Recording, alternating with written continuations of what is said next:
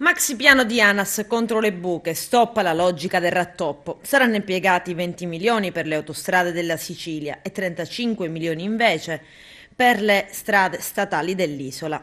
Il piano porta il nome di Basta Buche. E restando in tema, entro 2 settimane sarà definito il percorso da seguire, 2 mesi al massimo, per avere il primo elenco delle priorità della rete viaria e ferroviaria siciliana.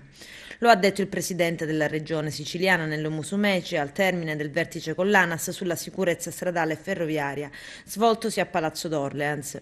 2000 ponti e viadotti da mettere sotto esame. Voglio avere un quadro completo dello stato di salute delle principali infrastrutture dell'isola, quelle maggiormente stressate, quelle maggiormente interessate al traffico veicolare quotidiano.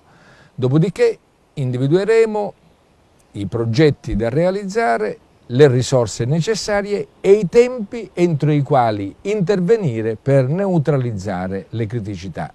È una sorta di ricognizione generale che andava fatta negli anni ed invece stamattina abbiamo appreso che neppure la manutenzione ordinaria è stata assicurata nel tempo, la cosiddetta manutenzione programmata. Ecco perché poi i ponti, i viadotti, le strade sono soggette a queste particolari fragilità e determinano tragedie di proporzioni assolutamente inimmaginabili. Noi abbiamo il dovere di intervenire e di intervenire in tempo e su questo fronte non ammetto deroghe, non ammetto giustificazioni. Ognuno deve fare il proprio dovere.